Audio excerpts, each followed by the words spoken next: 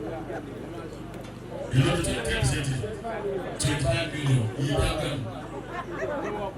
10%, 25 million. Who will pay? You will get what? I like Ibrahim. I like to Balogun. I like Ibrahim. I like to Balogun. Show you more. Show you a lot of my community. I like Ibrahim.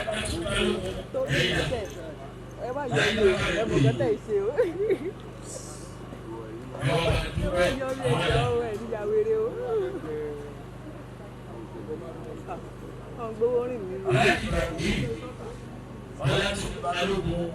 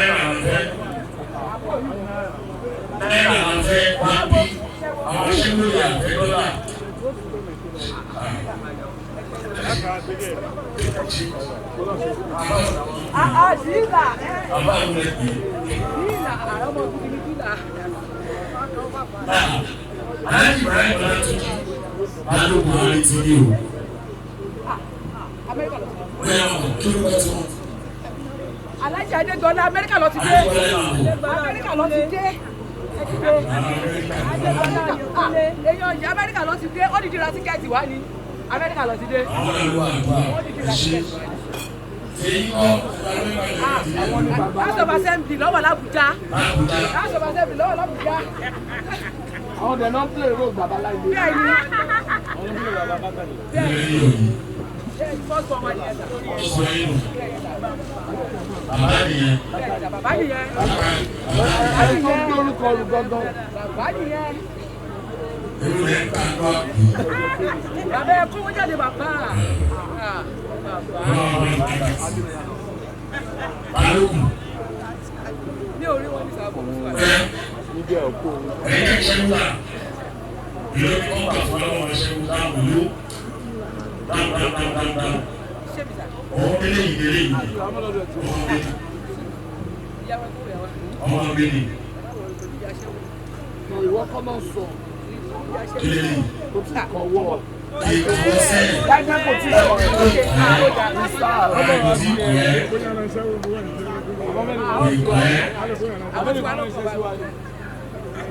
Alájẹ ọ̀rẹ́ mi olówó ni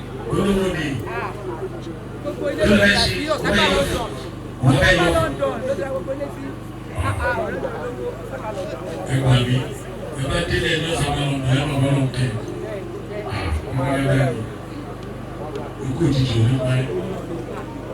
Nígbà tí a bọ̀ anáko onígbàjẹ́ pé owó mi náà ní kò sí o. Aláàjì Ibrahim Ọlátúnjí Balógun. Wọ́n dà kọ́ sí lọ. Àgbo ti lọ. Wọ́n ti lọ. Ó ti láti yóò dìde. Ìgbà tó sọ fún wa. Láìdé. Èló ló fẹ́ fún wa. Wọ́n fẹ́ kú ní sùúrù. Gbogbo ẹyẹ akọ actress. Ṣé ìgbà dúpẹ́ ni ìjọba bíi ẹ̀tọ́lẹ̀ ló wá? Bukari ẹ̀kọ́ wá. Ṣé owó ayé kú? Àti débi owó. Àti débi owó.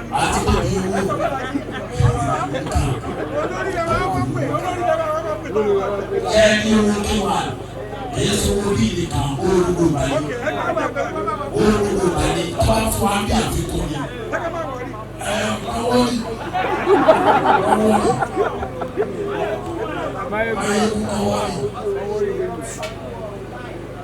Bẹ́ẹ̀ni, alhamdulillah,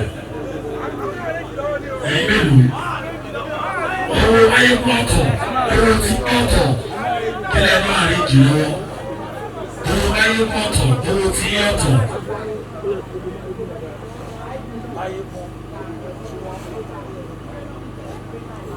Ẹ̀sùjì, ayé kú, ìfọ̀ṣẹ́ ní òde.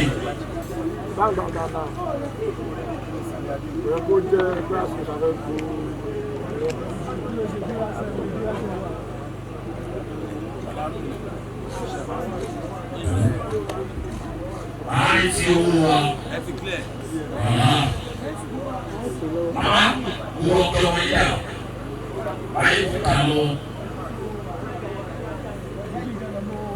Bukari àríjì lọ́wọ́ ọ̀tọ̀ ní ti.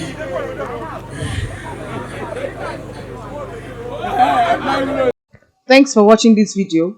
Please don't forget to click on the subscribe button. Kindly comment and share. We drop new videos daily. Thank you.